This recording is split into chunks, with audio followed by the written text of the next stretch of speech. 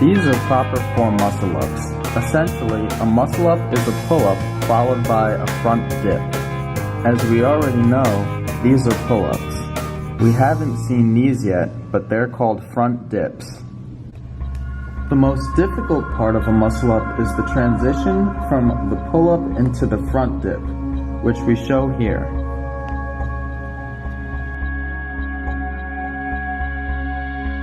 Part of the reason that the transition phase is so difficult is that there's a lot of torque involved at this step. When we discussed torque in the pull-up video, we saw that gravity will provide a torque if our center of mass is not beneath the bar. Our center of mass is roughly here, in our abdominal region. When we hang beneath the bar like this, our center of mass is clearly under the bar as well, and thus we feel no torque. Additionally, there won't be any torque if our center of mass is directly above the bar. So when we are in this position, we don't feel any torque either. The greatest torque is felt during the transition phase because this is when our center of mass is furthest from being either beneath the bar or above the bar. The force of gravity acts on our center of mass, which provides a torque about the bar. This torque tries to twist our arms and body so that we fall back beneath the bar. Overcoming this twisting is difficult. The easiest way to overcome it is by moving upward quickly, like this. As we can see, if I move quickly, then I launch myself over the bar. However, if I move too slowly, then I can't get over the bar. I really struggle, as we can see here.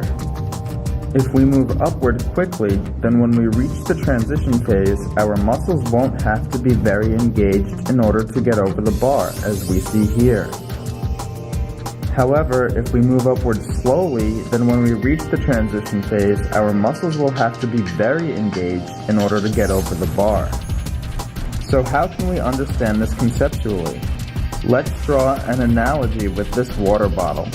If we want to make the water bottle go up, we can either raise it slowly on our hand, like this, or we can throw the water bottle up quickly, like this.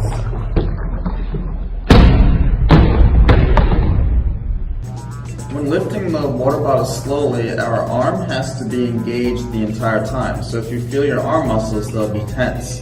Lucky for us though, the water bottle is light.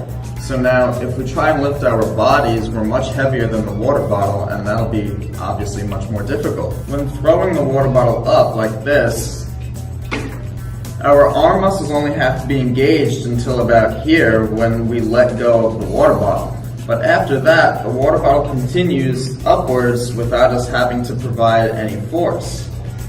So the same is true of our bodies when we're doing muscle-ups. If we use a lot of force at first during the pull-up phase, then that'll cause our bodies to move up quickly, and this quick motion of our bodies will continue to bring us over the bar. Our body will continue moving by itself without us putting in much more effort. Now, how do we prepare for muscle-ups? Well, if muscle-ups are a pull-up followed by a front dip, then we should be practicing pull-ups and front dips. If you can't do a front dip, it is useful to start out by practicing regular dips, like this.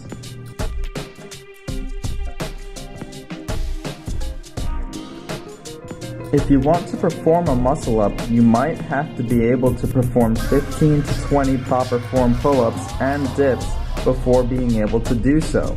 To get to this point, you might have to practice doing pull-ups and dips 3 or 4 times a week. Also, we said that in order to get past the transition stage, we should be moving upward quickly. This is accomplished by performing fast pull-ups, as we see here.